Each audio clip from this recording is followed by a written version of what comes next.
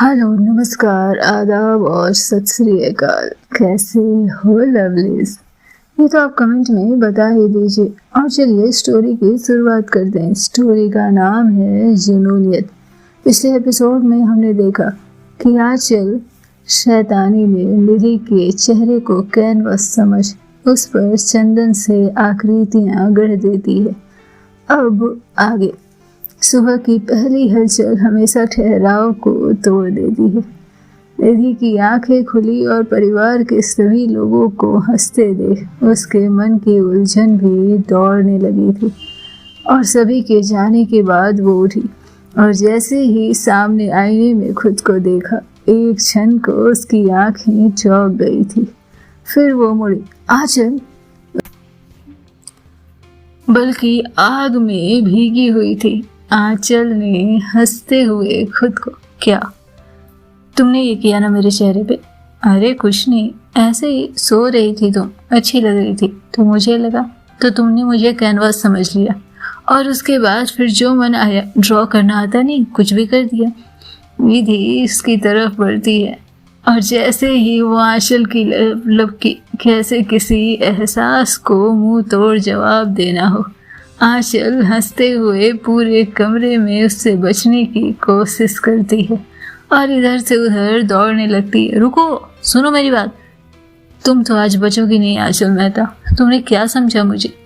आंचल भागी। कमरे के कोने कोने में ये बेमेल सी दौड़ मच गई थी।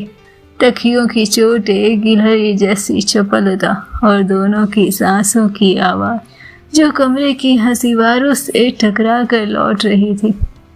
निधि ने आंचल को इस तरह खिलखिलाती शायद ही पहली बार देखा था। आखिरकार जैसे कोई स्क्रिप्टेड फिल्म। दोनों बिस्तर पर गिरी, एक उलझी हुई थकन के साथ। निधि नीचे और उसके ऊपर आंचल। निधि की सांसें तेज थी, आंचल की भी। थोड़ी हंसी, थोड़ी हड़बड़ाहट और आंखों में कुछ ऐसा जिसे छिपाया नहीं जा सकता था। निधि ने तुरंत उसे पलटा और वो उसके ऊपर आ गई। निधि के बाल आंचल के चेहरे पर बिखर गए थे, काले, रेशमी और उस रात की सबसे ईमानदार चीजें जो सुबह आंचल के चेहरे पे इस कदर छाई थी। आंचल ने अपनी उंगलियों से वो बाल हटाए, बहुत धीरे से। उसने निधि की आंखों में देखा, वहां एक तूफान था, गुस्से का, झुंझलाहट का और शायद मोहब्बत का भी। निधि कुछ बोलना चाहती थी पर होठ ने इनकार कर दिया था। उनके कुछ पल के लिए कोई शब्द नहीं थे, सिर्फ आंखें थी और सांसें। आंचल की उंगलियां अब भी निधि के गाल के पास थी, कांपती हुई सी। और निधि का चेहरा थोड़ा और पास आया, अनजाने में। क्या कर रही हो तुम? उसकी आवाज फुसफुसाहट से भी धीमी थी। आंचल ने खुद को नहीं रोका। कुछ नहीं, बस देख रही थी। तुम नींद में जितनी खूबसूरत हो, सुबह की किरण के साथ जब जगती हो तो उससे ज्यादा खूबसूरत हो। उनके बीच का फासला अब कोई दूरी नहीं था, वो महज एक सांस भर रह गया था। निधि की पलकों ने झपकना जैसे बंद कर दिया। भूल गए थे पलक कि आखिर झपकना कैसे है। आंचल के होठ हिले, जैसे फड़फड़ा कर कुछ कहना चाहते हैं, पर शब्द जाने पीछे छूट गए थे। और फिर दोनों की सांसों की लय जैसे एक हो गई। होठों के बीच की फड़फड़ाहट ने उस चुप्पियों को चूम लिया जो अब तक उनके बीच थी। कोई चुंबन नहीं था, लेकिन फिर भी वो क्षण किसी भी चुंबन से कहीं गहरा था। एक अधूरा चुंबन जो होठों तक आया और ठहर गया। जैसे प्रेम भी कभी कभी सबसे करीब से गुजर कर ठहर जाता है। उनकी आंखें बंद नहीं हुई, दोनों एक दूसरे को देखती रही, जैसे दोनों ही एक दूसरे को दिलासा दे रही हो। दोनों ही एक दूसरे से कोई अनदेखा वादा कर रही। निधि की उंगलियां आंचल की कलाई पर थी। मैं गुस्से में थी। निधि बुदबुदाती है और आंचल हौले से मुस्कुरा कर, पता है तभी तो भाग रही थी तुमसे। और वो दोनों वहीं थे, एक अधूरे क्षण में पूरी तरह डूबे हुए। तभी निधि आंचल के और करीब आती है। ये मत सोचना आंचल मेहता कि आज तुम जीत गई। तुमने ये जो कलाकारी की है, इसके परिणाम तो तुम्हें भुगतने होंगे, भले ही अभी या फिर थोड़ी देरी से। और इतना कहकर वो अपने चेहरे पे लगे चंदन को अपने हाथों से छूती हुई उसके कुछ रंग आंचल के गालों पर लगा देती। अच्छा, तो तुम ये कहना चाह रही हो कि सिद्धांत के साथ साथ ये हमारी भी मेहंदी हल्दी है। तुम कुछ भी बोल देती हो ना आंचल, तुम्हें सोचना नहीं आता।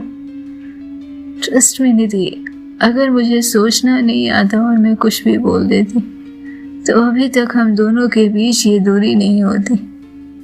शायद बहुत ज्यादा सोचना बहुत से रिश्तों को बीच अधर में ही छोड़ देता है। यहाँ प्रेम था, खेल था, गुस्सा था, सब एक ही बिस्तर पर लेटे थे और इंतजार कर रहे थे कि कब कोई पहला कदम उठाए, कब कोई कह दे कि थाम लो मुझे, साथ बन लो मेरे, उम्र भर के लिए, हमेशा के लिए और ताउम्र के लिए अपना बना लो मुझे। इतना आसान कहाँ था, इतना आसान कब हुआ है कह देना। और सुबह की हल्की धूप में जहाँ इनके कमरे में इन दोनों के बीच शब्दों की वार चल रही थी, वहीं दूसरी तरफ मुख्य द्वार की ओर लगातार तारा और सिद्धांत हाथों में हाथे डाल चलते हुए अंदर आ रहे थे। तारा पीले और सुनहरे लहंगों में किसी दुल्हन से कम नहीं लग रही थी और सिद्धांत ने भी हल्का पीला कुर्ता और सफेद पायजामा पहन रखा था। दोनों की जोड़ी पारंपरिक और मोहक थी। तभी किसी बुजुर्ग चाची ने हंसते हुए कहा, अरे बहू, हल्दी से पहले ही इतनी सुंदर लग रही हो, अब शादी वाले दिन अपनी नजर भी ना लग जाए तुम्हें। दूसरी ओर से ताऊ जी बोले, सिद्धांत बेटा तैयार हो जा, आज से तेरी आज़ादी खत्म, अब हर बात में हाँ मिलानी पड़ेगी। सिद्धांत हंस पड़ा, ताऊ जी अब तो हाँ कहने की आदत डाल ली हमने। तारा जब से आई है जिंदगी कुछ ज्यादा ही हाँ में निकल रही है। बगल में बैठी तारा की कजिन ने चुटकी ली, रंगीन या फिर पीली। आज की रस्म के मुताबिक तो सब पीला पीला होना चाहिए। रिश्तेदारों ने मिलकर हल्दी की थाली तैयार की। हल्दी, चंदन, गुलाब जल और सरसों के तेल का लेप। एक तरफ ढोलक की थाप शुरू हो गई थी और सबने तालियां बजानी शुरू कर दी थी। और दूसरी तरफ आंचल की माँ निधि के कमरे पर दस्तक देती है। अगर तुम दोनों तैयार हो गए हो तो नीचे आ जाओ, या फिर रस्म खत्म होने के बाद नीचे आना है। निधि हड़बड़ा कर उठती है और तेजी से वॉशरूम की तरफ बढ़ जाती है और माँ का सामना आंचल को करना था। वो चुपके से धीमे कदमों से कमरे के दरवाजे को खोलती है और सामने उसकी माँ खड़ी थी, जिससे लौटने के बाद एक बार भी ढंग से बात नहीं हुई थी आंचल की। वो निधि तैयार हो रही है, हम आ जाएंगे थोड़ी देर। नजरें झुकाकर आंचल ने इतना ही कहा और फिर उसकी माँ वापस लौट गई। जैसे शब्द दोनों के पास थे और दोनों ही मौन थे। दोनों के बीच ही कोई बात नहीं हो पा रही थी। आखिर कब हमने अपने मन का जिक्र सही भाषा में उकेरा है। वॉशरूम से आने के बाद निधि शीशे के सामने खड़ी थी। बाल आधे गीले, साड़ी की गहरी मरसला छाया उसके कांधे पर यूं पड़ी थी मानो सावन ने बादल किसी एक रंग में ढल दिए हों। उसके ब्लाउज पीछे से खुले हुए उस पुराने स्टाइल में थे जिसकी डोरी अब जिद पर अड़ी थी, खुलने का नाम नहीं ले रही थी। वो झुझला कर मुड़ी, हाथ पीछे ले गई, कोशिश की और हर कोशिश असफल। सांसें थोड़ी तेज हुई, फ्रस्ट्रेशन उसके पलकों पर दमक रहा था। उफ, ये भी अभी अटकनी थी, खुद से ही उसकी शिकायत। इस बीच वॉशरूम का दरवाजा खुला, आंचल बाहर निकली। महेश एक सफेद लंबे शर्ट जो घुटने से थोड़ा नीचे था, उसके गीले बाल पीठ पर बिखरे हुए।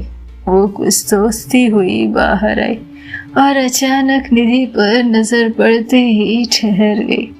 निधि शीशे से आंचल को देख चुकी थी और जैसे नजरें टकराई आंचल ने जल्दी से अपनी नजरें फेर ली, पर भीतर कुछ तो था जो डगमगा गया था।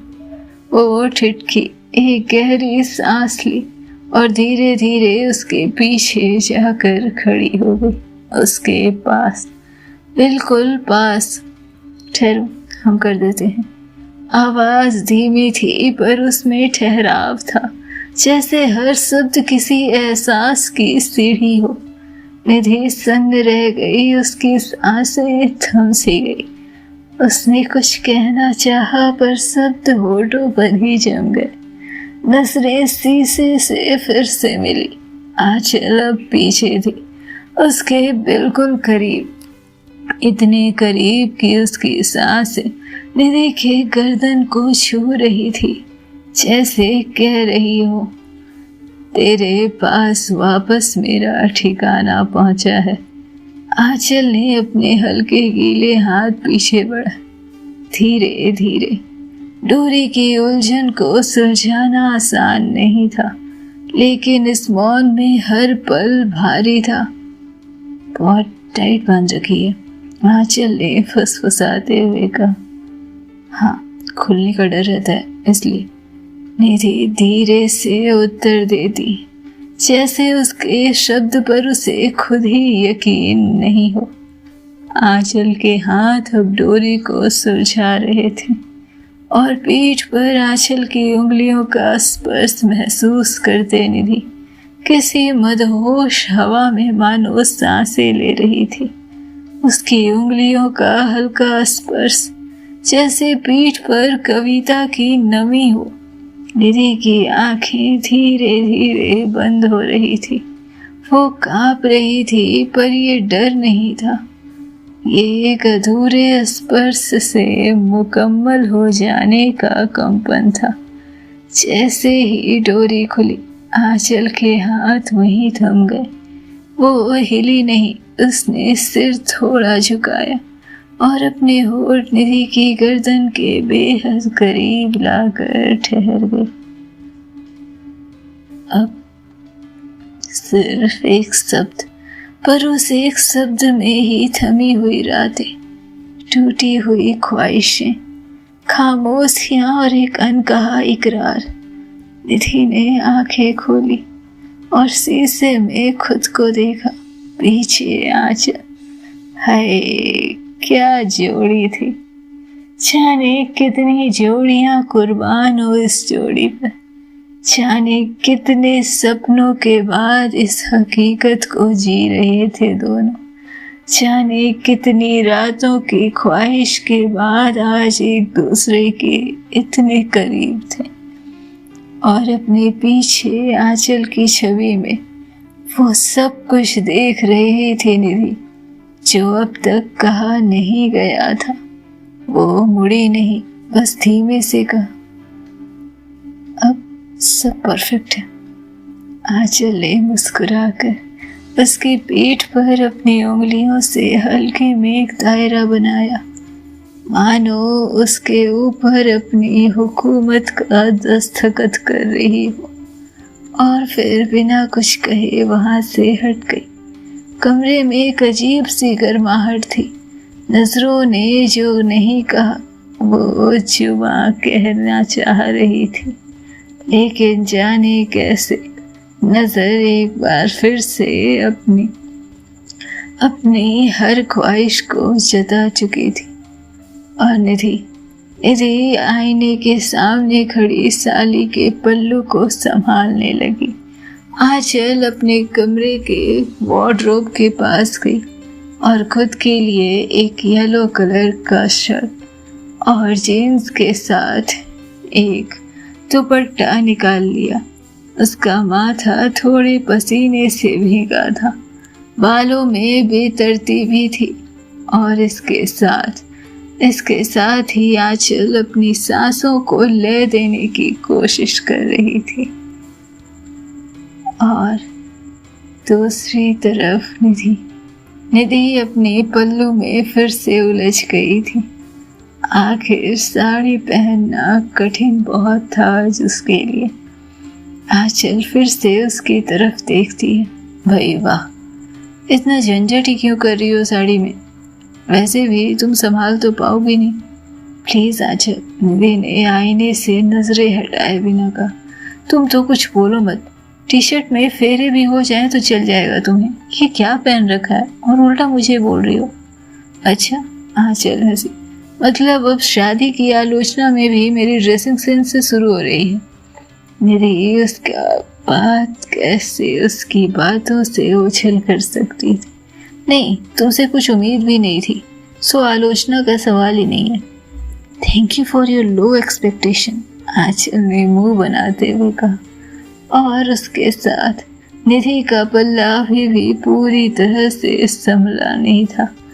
ब्लाउज की डोरी तो बन चुकी थी, लेकिन साड़ी को पिन करने की कोशिश नाकामयाब हो रही थी और बार बार उसका पल्लू खिसकता जा रहा था। फ्रस्ट्रेशन की जगह अब एक अजीब सी मुस्कान उसके होठों पर थी। एक छोटी सी हरकत, और वो जानती थी कि कोई उसकी नजरों के कोने में छिपा मुस्कुराएगा, उसकी मदद के लिए सीधा आगे आएगा। वो थक कर एक बार फिर से बैठ गई और तभी आंचल की आवाज आई, रुको, मेरे बिना वैसे भी तुम्हारा कोई काम नहीं होने वाला। इस बार टीजिंग नहीं, कंफर्ट था। नहीं, मैं खुद कर लूंगी। निधि ने पलट कर नहीं देखा, लेकिन उसकी आवाज में हल्का सा लहराता संकोच था। पीछे खड़ी आंचल ने चुपचाप देखा और फिर धीरे धीरे उसके पास आई। इतना शर्माने की जरूरत नहीं है। मैंने हॉस्टल में तुम्हें बिना कपड़े भी ऑलमोस्ट देखा है। आंचल, ओके, मैं कर दूं? नहीं चाहिए, आंचल ने खुद जहूजत करते हुए कहा। मैं मैनेज कर लूंगी, तुम जाओ यहाँ से। तुम रोज दुनिया की सारी लड़ाइयाँ अकेले जीत सकती हो, पर एक पल्लू संभालना तुम्हारे बस का नहीं। आंचल फिर से मुस्कुराती है और धीरे से आकर उसके पल्लू को पकड़ती है। एक एक फोल्ड इतने तहजीब में। आईने में निधि उसकी झलक देख रही थी, कुछ बोलने ही वाली थी कि आंचल धीरे से उसके पल्लू को पिन कर देती है और उसके साथ आंचल अपने वार्डरोब की तरफ चली जाती है और वहाँ उसने एक लहंगा निकाल कर सामने रखा। निधि रुकी और चौंकते हुए, तुम ये पहनने वाली हो? क्यों, इसकी रंगत तुमसे मैच हो रही है क्या? अब पैटर्न भी क्लैप नहीं हो सकता।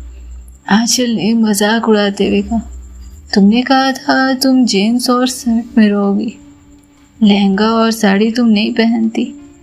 तो तब था जब तुम ऑरेंज येलो साड़ी नहीं पहन रही थी। अब देख लिया तो लगा कॉपी करना बनता है, मतलब मैं अब तुम्हारी इंस्पिरेशन हूँ। निधि खुश होने की कोशिश कर रही थी। अरे नहीं, तुम तो डेमो पीस हो, पहले तुम पर ट्राई किया, फिर सोचा कि अच्छा लगेगा मुझ पर। निधि ने तकिया उठा कर मारा, जो आंचल ने लपक कर पकड़ लिया। रिलैक्स मैडम, तुम पे अच्छी लग रही है, तुम ही पहनो साड़ी, ये साड़ी वाड़ी मुझसे नहीं संभलने वाली। और वैसे भी अगर मैंने लहंगा पहन लिया तो तुम्हारी शान में कमी आ जाएगी, और निधि की शान में आंचल कमी आने दे, ऐसा कभी हो सकता है? हालांकि उसने ये बात मजाक में कहने की कोशिश की थी, लेकिन जाने क्यों ये इतना सटीक था कि कुछ पल निधि खामोश हो गई, और उसके बाद फिर अपना सर हल्का सा झटक कर कहती है, तुमसे संभलेगा भी नहीं, ये मेरे स्टाइल में ज़्यादा मस्त नहीं लगेगी। साड़ी और लहंगा तुम लोगों के लिए है, तुम लोग पहनो, बहुत ज़्यादा मेकअप करो, मुझे देखने वाले ऐसे ही बहुत खुश होकर देखते हैं। ये बात सुनना था कि निधि को गुस्सा आ गया। वाह, भाई की शादी है, अभी तक नीचे पहुंची नहीं, जबकि आंटी कब की बुला कर गई, और उसके साथ ही इन्हें फ्लर्ट भी करनी है। डू यू नो आंचल मेहता, तुम कभी नहीं संभल सकती, तुम कभी नहीं सुधर सकती, और तुमसे फ्लर्टिंग रुकने वाली नहीं है। अगर लोग तुम्हारी तरफ ना भी देखें ना, तो तुम उनके पास जाकर सेंटर ऑफ अट्रैक्शन बनने की कोशिश करोगी। आंचल धीरे से फिर से शीशे के पास आती, अपने बालों को सही करते हुए उसने निधि की तरफ झुककर इतना ही कहा, ऐसे ही इस साड़ी पर वो वाली बालियां बहुत अच्छी लगेगी, अगर पहनना चाहो तो पहन लेना। और हाँ, भले ही मैं सेंटर ऑफ अट्रैक्शन होने की कोशिश करूं, लेकिन मेरे लिए सेंटर ऑफ अट्रैक्शन इस पूरी दुनिया में बस एक लड़की, और मेरी नज़रें हमेशा उस पर रहती हैं, तो सोचो उसकी खुशकिस्मती। इतना कहकर वो घड़ी उठाती है, पहनती है, और बिना कुछ कहे एक नज़र निधि को निहारती है और कमरे से बाहर निकल जाती है। जाने क्यों निधि ने अपने से कुछ अजीब सी कंपन महसूस की, ऐसा लगा जैसे पूरे ही जीवन का सार उसके सामने पेश कर दिया हो। ऐसा लगा कि आंचल मेहता ने अपने दिल की बात उसके सामने रख दी हो। क्या होना था आगे जानने के लिए सुनते रहें नेक्स्ट एपिसोड। तब तक खुश रहें, स्वस्थ रहें, मस्त रहें, बिंदास रहें, खुद का बहुत ध्यान रखें। Take care, lovelies.